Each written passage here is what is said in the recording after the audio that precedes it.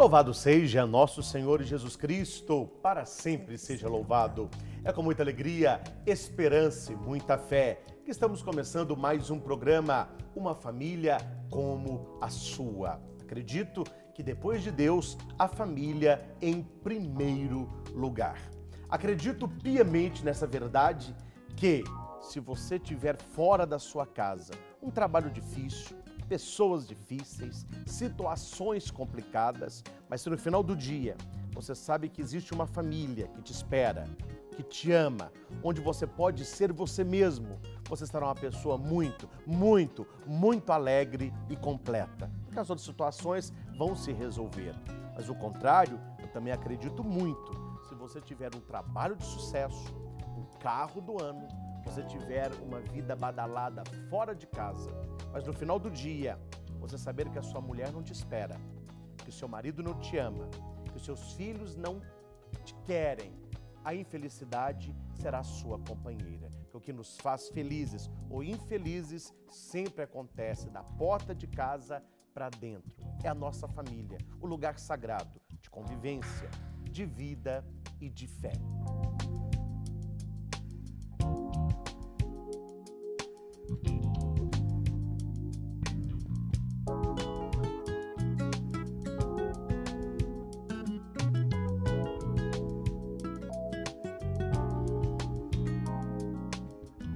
E para ilustrar tudo isso que nós estamos falando no início deste programa, há mais uma família, mais um casal que se dispôs a partilhar conosco a sua história. Então, com muita alegria, eu quero acolher o Luiz Henrique de Andrade, técnico de medição da Copel Distribuição, e a Cláudia Maria de Lima Andrade, missionária de Santa Terezinha, já conhecida aí pelos nossos telespectadores, que aqui também da obra Evangelizar é Preciso. Quero agradecer em primeira mão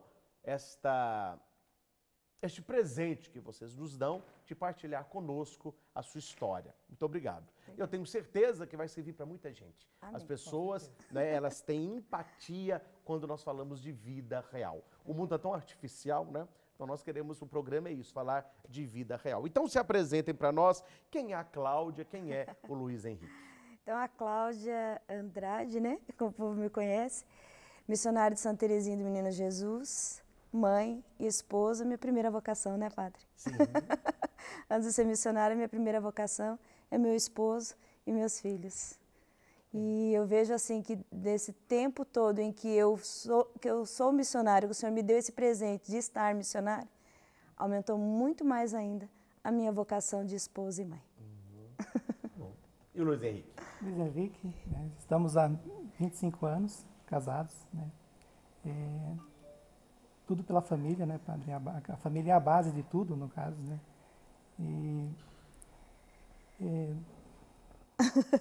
O Henrique é bem mais tímido, né? Tímido, né? Mas só a presença, já falou, homem austero, né? Mas tá bom. Mas você é uma pessoa feliz? Sim, com satisfeita certeza. com ela? Com certeza. Que bom. E como que vocês se conheceram? Bom, eu conheci o Luiz Henrique, ele trabalhava com o meu pai. Os dois trabalhavam na mesma empresa. E o dia que eu conheci o Henrique, minha história é uma história assim, que eu tive que clamar muito a Deus para que a vontade de Deus fizesse na minha história, né? Que aí entra o Luiz Henrique. Eu conheci o Luiz Henrique no dia do meu noivado. Do meu noivado, quando eu casei a primeira vez, com 17 anos, padre. Ah, então você já teve um casamento anterior a Já. esse? Então, com 17 anos eu casei. O meu primeiro esposo, né, digamos assim, ele também tinha 17 anos, então 2 crianças. E eu casei porque eu estava grávida. Então, eu conheci o Luiz Henrique no dia do meu noivado, mas conheci, ele trabalhava com meu pai. Meu casamento durou 2 meses, só 2 meses. Então, eu fiquei praticamente uma adolescente, grávida de 4 meses. E eu entrei numa igreja, da onde eu participava, e numa missa eu escutei pela primeira vez a oração da família, do Pai Zezinho. Que a família comece e termine sabendo onde vai, e que o homem carregue nos ombros a graça de um pai. Que a mulher seja um céu de ternura, aconchego e calor, e que os filhos conheçam a força que brota do amor. E quando eu ouvi aquilo, eu estava grávida. E eu comecei a chorar de uma maneira e quem estava do meu lado não estava entendendo, né? E eu chorava e dizia, Jesus, eu quero essa família. Eu quero esse homem na minha história, eu quero ser essa mulher e eu quero esses filhos. Falei, olha como eu estou aqui sozinha, né? Aquela barriga. E naquela época, 25 anos atrás, uma moça estar grávida sozinha não era comum. Era uma dificuldade, né, padre? E eu ainda não entendia as coisas do Senhor, o sacramento do matrimônio. Sim. Eu não tinha essa noção ainda do sacramento, mas eu sabia que eu queria aquilo que aquela música dizia. E eu comecei a pedir para o Senhor. E ali, depois de meu filho já estava com... Quem levou a mala do meu filho no hospital foi o Luiz Henrique. Porque eu estava passando por um momento de saúde bem, assim, estava correndo risco de vida mesmo. E ele foi levar meu pai, que estava nervoso, para o hospital, e ele levou a mala do neném e a minha mala. Chama a história de vocês, dá um filme. Dá um filme. A primeira visita que eu tive em casa, quando o Ian chegou, né, quando chegamos em casa da maternidade, foi a dele. E ali, depois de 6 meses, eu comecei a olhar para ele, né, porque ele sempre frequentava a minha casa, comecei a olhar para ele com o olhar de uma pessoa que começou a despertar em mim o amor, né? E daí, como a gente não tinha conhecimento do matrimônio, que era o sacramento, porque eu tinha passado por um padre, mas para mim era brincar de casinha, era entrar na igreja e depois a festa e tudo, não tinha a noção do sacramento. Depois, no dia 12 de outubro, né, há 25 anos atrás, nós fomos morar junto. Como eu tinha impedimento, depois nós entramos com... na verdade, nós fomos convidados para fazer o TLC. Ali foi o nosso primeiro amor, nosso primeiro encontro. Eu fiz 1 ano, depois ele fez o outro ano. E ali começou a despertar e eu vi a necessidade do matrimônio ali na nossa união, né? Porque tinha união, mas não tinha o pilar que era Cristo, né? E ali, depois, a gente entrou com o processo e a nulidade do meu casamento saiu depois de 15 anos... E eu servindo, mas eu não comungava. Durante todo esse tempo, eu sabia da minha vontade de estar na mesa do Senhor, mas eu servia e dizia para Ele, né, Senhor, quando vai chegar a hora em que eu vou me fartar da sua mesa? E o dia chegou. Então, o padre entende, né, que a gente não precisa falar muito, né, padre? Ela me complementa, então, pelo tanto que ela fala, a gente se habitua a não falar muita coisa, né? Ah, tá bom. Mas comunica pelo olhar, né? Sim.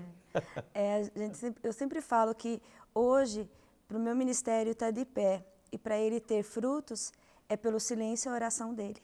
É o que sustenta meu ministério hoje. Sempre foi o silêncio e a oração, porque ele é um homem do silêncio e da oração. Oh, bonito.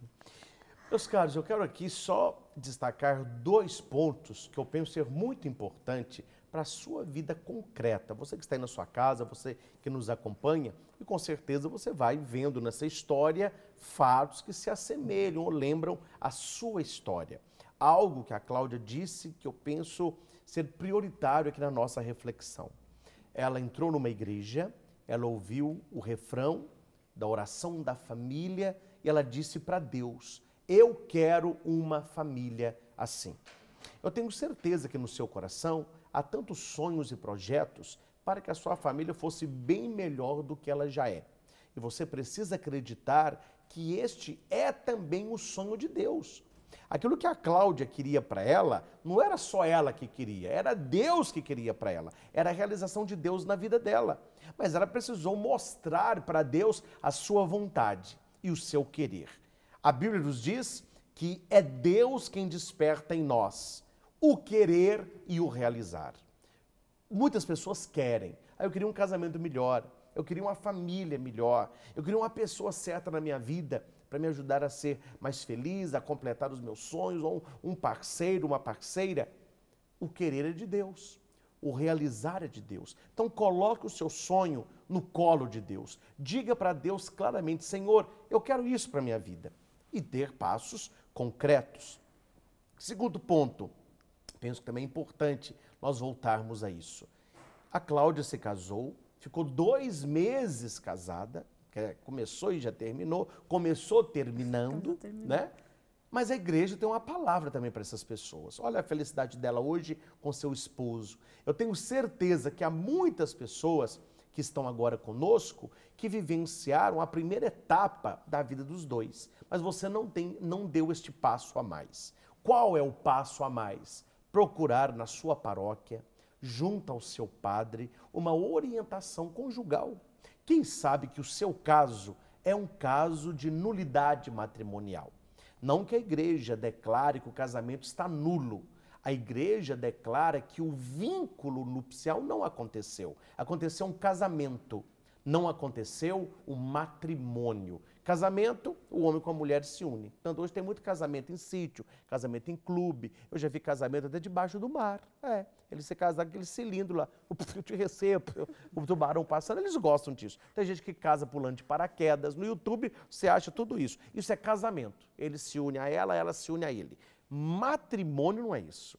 Matrimônio é quando Deus une o marido com a mulher para que os dois sejam uma só carne. Pode ser que na igreja este vínculo aconteceu o casamento. A mulher se une ao marido, o marido à mulher, mas não houve o matrimônio, porque Deus sabe o escondido. Deus conhece a nossa vida e os nossos pensamentos. E há casos que o casal não está apto e preparado, como ela disse, eram duas crianças, e duas crianças com uma outra criança no meio de duas que não tinham ainda a concepção do que era o matrimônio. E não para ficar pesado o nosso tema, só para contar uma aqui rapidinha, que eu não era o padre, mas eu ficaria muito chateado se eu fosse. Tem gente que ri do caso, mas não é uma coisa que se faça.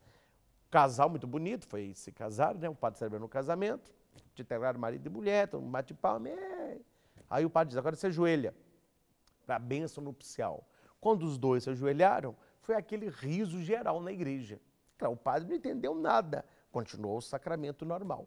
Hora que veio o álbum de casamento, o que era? Ele colocou embaixo do sapato dele, game over, fim do jogo. E era aquela época daquela série de Jogos Mortais, aquela coisa. Quer dizer, na cabeça dele, ele era feliz até ali. Quando ele se ajoelhou com ela, acabou o jogo. Quer dizer, ele tinha perdido. É o que está na cabeça de muitas pessoas. Se caso hoje, me separo amanhã, se não dá certo, você já casa no si. Não é se não der certo. Apesar de ela não ser uma mulher perfeita, ele não ser um marido perfeito, eu tomo a decisão de amá-lo e realizar na nossa vida aquilo que Deus tem para nós. Nós estamos quase terminando o primeiro bloco, mas vou fazer uma pergunta só para dar assim uma iniciada. Na vida de vocês, eu falei muito aqui de Deus, matrimônio, a união. Quando que vocês veem claramente que o encontro de vocês não foi só humanamente falando, mas teve aí o dedo do Senhor? Quando eu olhei para o Luiz Henrique e senti que era aquele homem que Deus tinha prometido para mim. Que era aquele o meu companheiro. Porque na palavra diz, né? Que a mulher veio de dentro do homem, vou te dar uma companheira. Sim. E aquele momento em que eu olhei para ele e vi, era ele. O Senhor tinha me reservado ele. O que eu vivi antes não era sonho de Deus. O que eu vou viver agora é sonho de Deus. E eu posso dizer que ela é sua companheira? Sim, com certeza. Desde o momento que eu conheci, né, como ela comentou aqui, que eu conheci através do meu sogro, né, que a gente trabalhava na mesma empresa. Eu trabalho ainda há 26 anos nessa empresa e a gente tinha 25 juntos, né? Então, conheci a partir daí. E como ela até comentou agora, uma coisa que a gente nem lembra, que eu nem lembro, né, da questão do Ian, né? Então, eu participei da vida do Ian desde o nascimento dele, né? Então, já veio ela e veio mais alguém, né, para selar, né, essa questão, então é o amor que veio junto, tanto dela como dele, né? Então, assumi e a gente já começou uma família já em três. Né? Depois veio mais Jesus, né? Que bonito. Olha, eu vou terminar esse primeiro bloco e eu já vou fazer um gancho para o segundo, porque eu tenho certeza que há pessoas que estão vivendo isso. Eu vejo no rosto da Cláudia muita alegria, muita serenidade. E ela poderia estar contando aqui uma história negativa da vida dela. Ah, padre, o meu sonho, o primeiro não deu certo. Ah, eu fiquei só 2 meses casada. Ah, eu era muito jovem. Há pessoas que olham a vida pelo retrovisor. Só vem aquilo que não deu certo na vida. E eu vejo que é um casal muito bem conectado, felizes, ou seja, o passado foi vivido? Foi, mas foi aprendido, ressignificado, superado, abençoado e restaurado. É isso que você precisa fazer com o seu passado. Talvez lá atrás não deu certo. Como não deu certo para a Cláudia? Ela tinha um sonho e o sonho não deu certo. Foi um pesadelo. Uma jovenzinha com uma criança.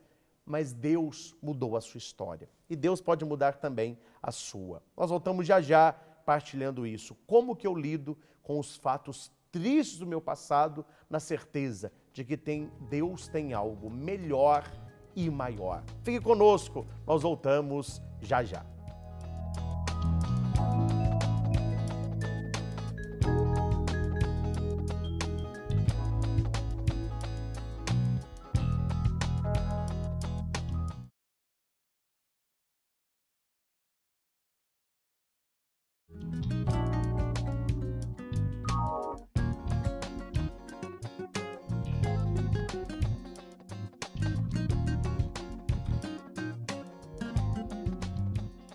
Muito bem, estamos de volta. Uma família igual à sua. Estava aqui no intervalo olhando um álbum de casamento. Que beleza, gente. Mas isso aqui a gente vem, a gente olha daqui a pouco. Pessoal, todo tão elegante, tão bonito. Mas eu quero voltar no gancho que nós terminamos esse bloco anterior, que com certeza vai iluminar e abençoar a muitos que estão agora conosco. Como lidar com as dores do passado. Quando cheguei aqui na casa do casal, feliz, satisfeitos, prepararam uma mesinha de café com o padre. Delícia, gente. Hoje eu não tomo café, mas aquele café falou comigo assim, é pra você, é pra você. Eu tive que tomar de novo, que delícia. E eu vejo a Cláudia, o marido, muito sorridente, né? E com certeza a Cláudia, quem acompanha a TV Evangelizar, a conhece. Eu estou conhecendo a história dela mais profundamente agora. Uma mulher feliz. Eu vejo que é uma mulher realizada, tanto no casamento como na obra que ela faz. Mas a história dela deu errado. Lá atrás houve algo que ela gostaria que fosse diferente. Se ela estivesse ainda vivendo o seu passado, ela seria uma mulher infeliz. Mesmo neste casamento, ela superou, ela ressignificou, porque ela se abriu à graça de Deus. Então, um pouco isso, Cláudia. O que você pode partilhar com quem está conosco agora? Como que a pessoa lida com essas dores do passado, o que não deu certo? Tudo, por mais difícil que seja, Deus tira algo bom. E para mim foi um crescimento. Ali eu cresci como pessoa e eu pedi a Deus aquilo que estava faltando na minha história. Eu vi que aquilo ali não era para mim. Aquilo não era a vida que Deus tinha sonhado para mim. Eu queria, a partir daquele momento, viver os sonhos de Deus, não os meus. Os meus não tinham dado certo. Então, aquele momento em que eu disse o sim, Deus começou a trazer para a minha história, para a minha vida, para a vida do Henrique, aquilo que Ele já tinha desejado desde o útero de nossas mães. Então, aquilo ali para mim, eu falei assim, o passado ficou, a gente nem lembra, né? Eu não lembra. É algo assim que para nós a gente começou a viver no momento em que nós nos conhecemos, né? Quando ele falou assim do Ian, ele é muito mais pai e mãe do que eu às vezes, porque ele é completo nisso. Então, assim, ninguém sabe se a gente não conta. Então, ninguém sabe a nossa história, porque nós não vivemos no passado.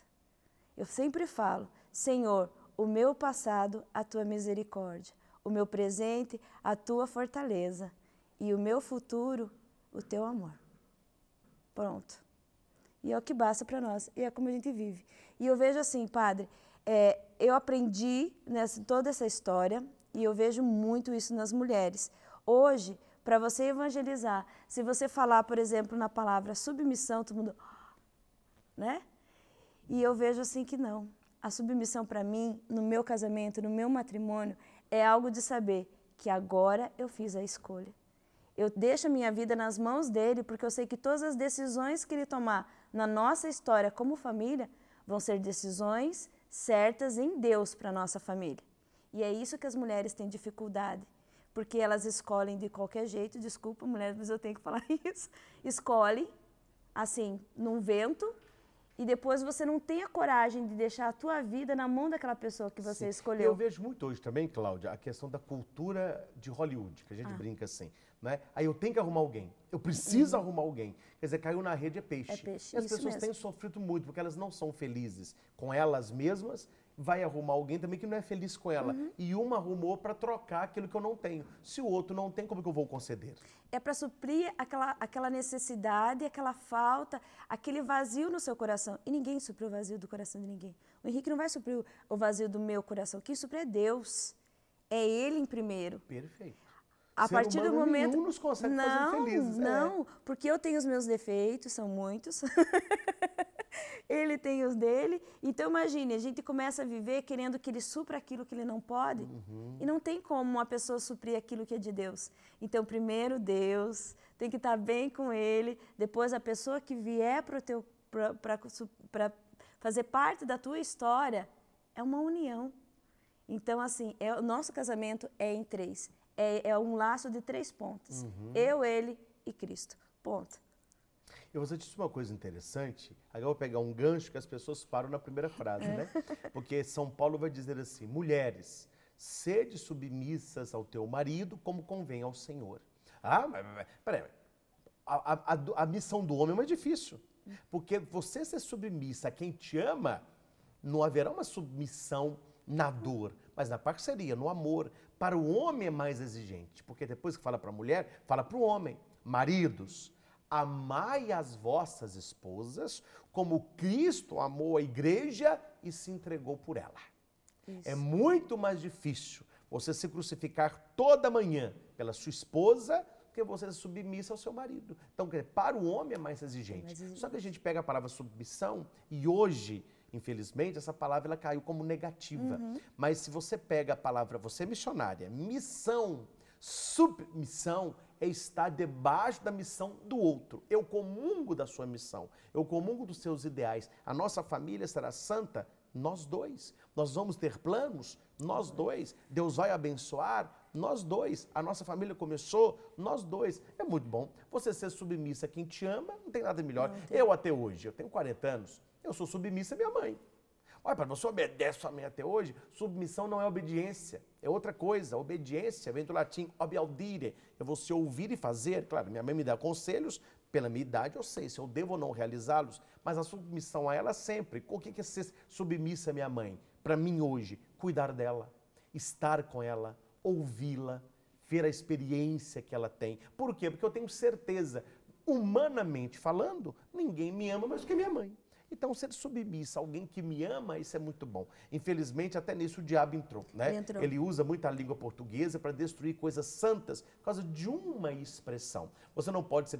Tem muita gente que fala comigo, rapaz, eu não concordo ser submissa ao meu marido. Mas a pessoa que está conversando comigo, ela é submissa ao álcool, ela é submissa à droga, ela é submissa à mídia, ela é submissa aos colegas, quer dizer, ela é submissa a tudo, mas aquele que Deus deu para ela, para cuidar dela, ela não se permite. Isso. Aí é um pouco estranho isso aí, né?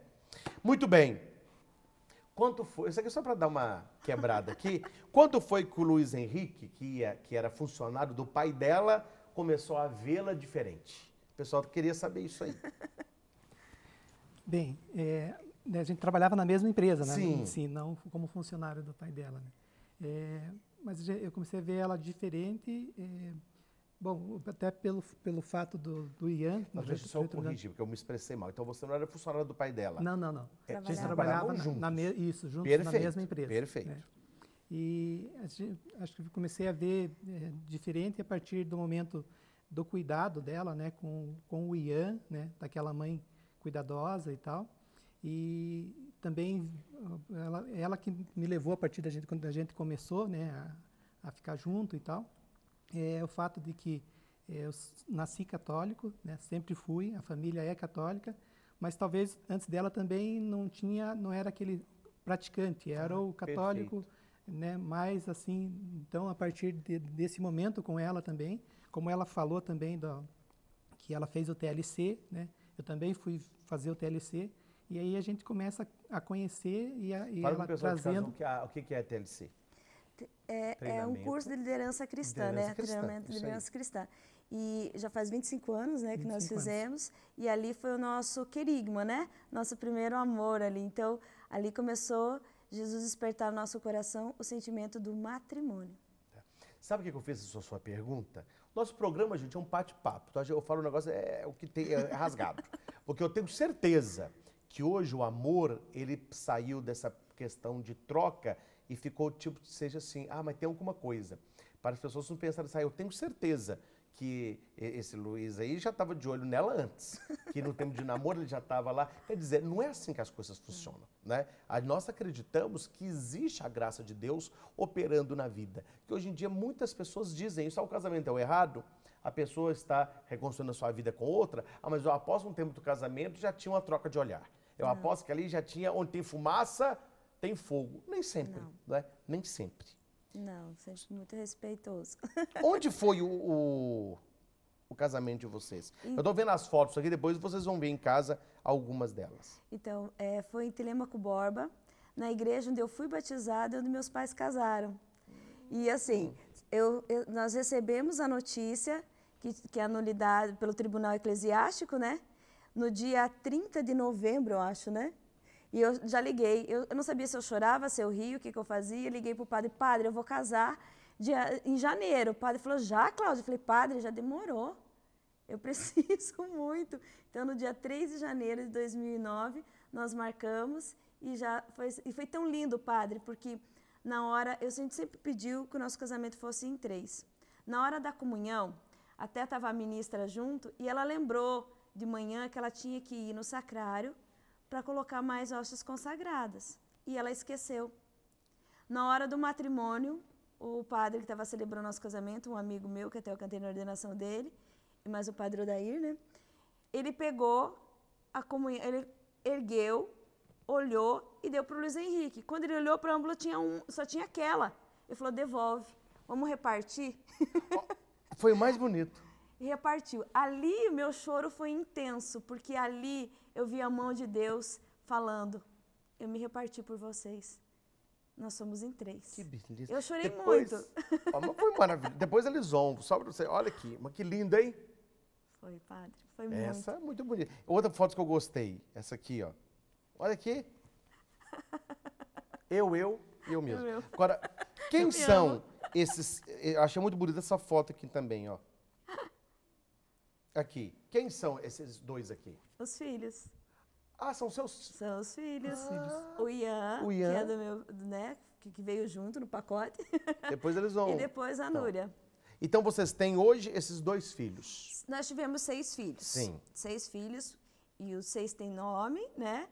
4 estão no céu, né? Mas assim, a gente sabe que nós temos 6 filhos. E a partir do momento em que eu dei nome a esses filhos, em que nós sabemos da existência deles, lá no céu, junto com a Virgem Maria, foi a cura do meu coração. Que bonito. E o nome dos filhos é? Ian e Núria. O Ian é do primeiro casamento. Isso. Tá. E a Núria é sua... É de nós dois. Os dois são de nós dois, né? Os dois. Não tem diferença nenhuma. Não. Ninguém nem imagina. Ah, não. Não, ele pequenininho lá não ia levando fralda. Já foi a mão de Deus. Gente, família é família, viu? A gente pode falar, pode reclamar de família, pode falar que a coisa não é fácil, mas é na família que a gente se realiza. É o pai com os filhos e participando do problema dos pais, os pais ajudando as crianças e a família vai acontecendo. Quando você já tiver a oportunidade de sentar com seus filhos e contar para ele a história de vocês, eles conhecem a história? Sim. Sempre conheceram, né? E assim, a Núria hoje está com 22 anos e o Ian tem 25, né? Vai fazer 26 já. E assim, quando o Ian tinha 6 anos, eu lembro muito bem dessa pergunta que nós fizemos para ele. Nós sentamos e falei assim, Ian, você quer ter contato com o seu pai? Ele, não. Eu tenho pai? Eu vi no coração dele aquilo que ele não tinha uma necessidade, que aquilo era tão bem resolvido, tão bem curado, aquilo para mim assim foi mais uma cura para minha alma, né? E nunca teve esse problema. E eu vejo assim muito, a Núria fala muito isso, para eu poder sair de casa, casada, eu tenho que ser tratada como uma rainha, mãe. Porque o meu pai me ensinou como um homem deve tratar uma mulher. Então eu sou tratada como uma princesa. Então não é qualquer um que vai me tirar de casa. Isso para nós dois, né? É algo assim fantástico. E eu tenho certeza que o Ian vai ser um excelente pai e um excelente esposo, porque nós não estamos formando nossos filhos simplesmente. Eu falo que eu não estou formando filho para o mundo, estou formando filho para o céu. E com certeza, né, Luiz Henrique, o Ian, ele está sendo formado um pai e um bom esposo. Que bom. Antes do intervalinho, só 2 colocações rápidas. As pessoas me veem muito fazendo pregações, falam assim, padre, o senhor fala com tanto carinho da sua mãe, o senhor conta muito caso. Eu não me lembro da maioria desses casos. Que a minha mãe tem uma característica que eu penso ser fantástica. Ela gosta de contar a história dela e da família dela. Por isso que eu perguntei, os seus filhos conhecem a história? Por que que muitos filhos hoje não têm alegria de falar dos pais? Aí já vem as pedras, né? Ah, pai, mas ele não larga o celular, ele não quer saber da gente. Nem sempre é isso. Às vezes eles não conhecem a história dos próprios pais. Tem filho que não sabe o nome dos bisavós. Só sabe do avô, porque de vez em quando vai lá. Quando você pergunta, como chama o seu bisavô? Você sabe o nome do seu tataravô? Ninguém sabe nada. Então é preciso que você, mãe e pai, enquanto você tem filhos que moram com você, conte a sua história. Mostre fotos dos seus parentes, a casa que você foi criado. Você pequenininho, antigamente, aqueles brinquedos tão humildes que a gente fazia, né? Eu fazia muito meus brinquedos de latinha, de caixinha, para que os seus filhos valorizem os brinquedos caros que eles ganham hoje. Uma outra que nós devemos pensar bem, eu estou muito feliz com o casal, mas eles estão concordando comigo, porque eu prego é isso. Eu sempre bato nesta tecla, e não é apenas religião, graças a Deus eu estudo outras áreas. A neurociência já provou que o que entra na cabeça humana, e quando eu falo humano eu pego o filho, 7% é oralidade, o que você fala para ele. 38% é a intenção da fala, 55% é o contexto. Então note que o seu filho está aprendendo com você, só 7% é o que você está falando com ele. 93% é a emoção do momento e o que ele está vendo. E eles falaram muito isso. A nossa filha falou, oh, mãe, para alguém me conquistar, vai me tratar como rainha, porque eu estou vendo como meu pai te trata. A pergunta é, a sua filha, ela quer se casar para realizar o seu sonho que foi realizado como esposa, como mãe? O seu filho, quando olha o seu casamento, ele gostaria de ter uma esposa como a sua? Porque o que eu tenho visto é o contrário. Quando nós perguntamos em universidades, em grupos de jovens, quem quer casar? O pessoal fica, por que eles estão... Não é novela, não é só a mídia, é o que eles estão vivendo dentro de casa. Então esses 2 pontos, fica dever de casa para você aí. Primeiro, sentar com seus filhos e contar a sua história. O tanto que a história deles hoje, por mais difícil que seja, é bem mais fácil do que a sua infância. Segundo, criar dentro da sua casa uma profunda conexão de amor e de convivência do casal, que os seus filhos queiram repetir na vida dele a história de vocês. Nós vamos para o nosso último intervalo e nós voltamos agora com a fé. Onde que Deus entra na vida de um casal que deu certo e que para os filhos tem sido exemplo de convivência e de amor. Nós voltamos já já.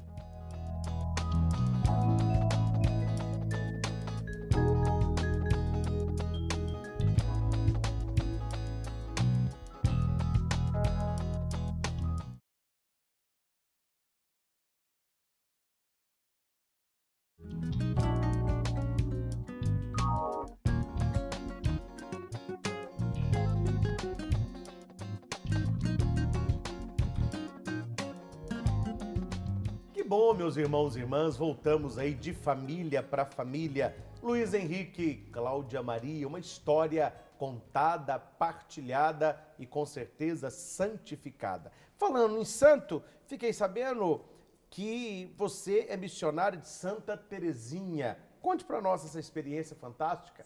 Ó, Jesus, enfim encontrei minha vocação. Minha vocação é o amor. O amor. Então, eu sou missionária de Santa Terezinha, viajei durante muito tempo no Zélia Móvel, que é o carro da irmã Zélia, né? Viajei muitos anos com ela. E o fato interessante disso, assim, que aconteceu, porque eu estava numa fase muito boa do meu trabalho, né? Estava, assim, profissionalmente, minha carreira estava muito boa, mas eu começava a sentir que eu precisava mudar aquilo, né? Aquele chamado. E eu falei para a irmã Zélia, falei, irmã, eu quero ser missionária, não quero viajar só final de semana. Eu quero entregar inteira. Ela falou assim, tudo bem, o teu sim eu tenho, mas agora eu preciso do sim do Luiz Henrique. A partir do momento que ele falar sim, você pode começar a tua vida missionária. Fiquei uma semana ali, rodeando ele, quando eu cheguei, falei, Henrique, é assim, assim, assim. Eu nunca vou esquecer o que ele olhou nos meus olhos mesmo e falou assim, Desde o dia que eu te conheci, eu sabia que iria acontecer. E se você está feliz, eu estou feliz. E ali começou minha vida missionária, e viajo ao Brasil, e agora estou aqui na TV Evangelizar, também falando do que é a minha vocação, família, mãe. Luiz Henrique tem um presente de Deus mesmo, hein? Sim, e você sabe que o seu sim se tornou missionário com ela, né? Porque Santa Terezinha foi missionária sem sair do convento. É o que sustenta. E ela sai, né, nesse período que ela ficou com a irmã Zélia, tá? 15 dias, às vezes, ela ficava fora de casa, né? Então, mas ela sabia que ela poderia ir fazer a missão, que em casa estava tudo ok, estava tranquilo, né? Eu estava tranquilo, os filhos tranquilo, né? A gente, com o cuidado. Então, ela fazia a missão dela sem ter a preocupação, né? É um presente de Deus mesmo. É um presente, né? é o que sustenta a minha missão. Como eu falei, é o silêncio dele, a oração e o cuidado que ele tem com tudo. Que bênção. Com tudo. Meus caros, eu quero aqui só dar um toque. Hoje em dia é muito complicado quando você pergunta assim, você tem um ídolo? Quem que você admira? As pessoas vão dizer atores de Hollywood, os mais jovens devem pegar aí um cantor, né, de sertanejo universitário, as pessoas da universidade têm algum intelectual, alguém aí que fez alguma coisa. Mas nós precisamos ter o nosso santo de devoção. Qual é o santo que você se espelha? São Boas, Santo Antônio. Mas você conhece a história do santo? Então Santa Terezinha, com certeza ela conhece a história dessa jovem, tudo que ela viveu, os sonhos, as frustrações e como que Deus agiu na vida dela. Eu sou de dia 14 de agosto. O meu santo de devoção é São Maximiliano Maria Kolbe, dia 14 de agosto. Quer dizer, muita coisa na vida dele eu vejo na minha. Ele era sacerdote, eu sou sacerdote. Ele deu a vida por um pai de família. Eu sou conhecido como padre, pregador das famílias. Ele era devotíssimo de Nossa Senhora. Eu sou devoto de Nossa Senhora. Ele esteve no campo de concentração dele. Muitas vezes eu luto contra o meu, que é o pecado. Quer dizer, você precisa, e é bom para você isso, ter um santo de devoção, conhecer a história deste santo, ter a imagem dele perto da sua cama, para que quando a coisa pesar, quando o pecado pesar, quando o problema surgir, você vai olhar para esse santo e vai dizer, se ele pôde, eu também posso. Se ele deu conta, eu também dou conta. O Deus dele é o meu Deus. E isso os antigos, né, meu avô que usava essa expressão, aos antigos, mas nisso eles estavam bem melhor do que nós hoje. Todos tinham o seu santo de devoção, conheciam a história, faziam a oração. Então aqui vai o meu conselho de alguém que lhe quer muito bem, que quer bem a sua família e a você. Tenha um santo de devoção e conheça a história para imitar. Não sei se você sabe, não é a hora de ensinar isso, mas rapidamente, por que nós temos santo de devoção? Para que nós o imitemos e para que nós tenhamos a sua intercessão. As pessoas só querem saber de intercessão. Ninguém está imitando o santo mais. Ninguém conhece a história do santo mais. Talvez aí na sua paróquia faça o teste. No dia do santo padroeiro, pergunte quem está na igreja, onde ele nasceu? Qual a história dele? Por que ele foi santo? A maioria do povo não conhece a história do próprio santo. Então nós precisamos voltar a isso. É tão bom, né? Tão bom. E quando eu cheguei aqui na casa de vocês, eu vi, está aqui atrás de mim, você em casa está vendo, uma imagem lindíssima de Nossa Senhora Aparecida. E vocês me passaram algumas fotos e eu estou vendo que é uma devoção diferente, uma devoção séria, de grandes caminhadas, né? Não apenas uma caminhada na fé, mas uma caminhada mesmo na estrada. E algumas, como você verá na sua casa, como eu estou vendo aqui, em estradas bem lamacentas. Então conte para nós essa experiência aí de Aparecida. Bem, o ano passado, né, a Cláudia tinha viajado até Goiás, né, num retiro, na semana de 12 de outubro, de Nossa Senhora. E aí eu estava assistindo uma reportagem e tal, e passou sobre o caminho da fé, né, em São Paulo, né, até Aparecida. E aí eu, na hora, assim, passei, eu acompanhei bem aquela reportagem, né, achei interessante e tal, o caminho. E a Cláudia retornou, né, e até ela vai falar um pouco também do que aconteceu com ela lá também, né, mas ela retornou e eu falei, Cláudia, a gente vai fazer o caminho da fé. Porque às vezes ela falava assim, nossa, a gente teria que ter um tempo a mais de nós dois, né, no caso. Mais só nós, no caso. Então, aí eu falei, nós vamos fazer o caminho da fé. Ela falou, mas quando? Eu falei, não, agora esse final de ano, né? Nós já estávamos, ela retornou, acho que dia 15 de outubro, 16 de outubro. Eu Falei, esse ano a gente vai fazer o caminho da fé. Ela tomou um susto, né? Falei, então pode se preparar que no final do ano a gente, né, vai fazer o caminho da fé. E aí ela já se empolgou, né? Imagine se não ia se empolgar. E como ela é muito bem organizada, né, ela já começou a ligar, já começou a ver os locais para a gente ficar, as pousadas, hotéis e tal, ver como que era, assistir vídeos, né, de como que era o caminho, o que precisava, o que não precisava, né? E aí nisso a gente começou, né, a gente não tem um hábito normal de caminhar, né? Aí então a gente começou a fazer um treinamento, né, começou a andar. Eu comecei a andar, fazia em média 7, 8 quilômetros por dia, né? A Cláudia também às vezes, daí como o tempo dela também é corrido, final de semana e tal. E nisso começou a me dar um problema no joelho, né? Um problema sério de joelho que eu não conseguia andar. Eu saía caminhar e tal, andava um pouquinho e tinha que voltar porque o joelho começava uma dor.